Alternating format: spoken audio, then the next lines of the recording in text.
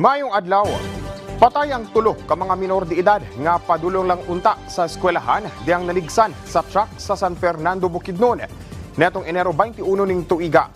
Dead on the spot ang mga biktima nga gilang sila Jeneline Daungan, 11 anyos ug ang mag-igsuon.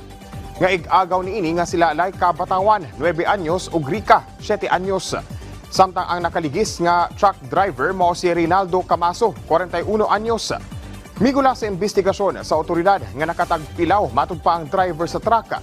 Rason sa mong insidente, gikonsidera sab ang lugar nga usa ka accident-prone area. Desidido sab ang kabanay sa mga biktima nga patubagon ang driver sa nahitabo sa mga bata.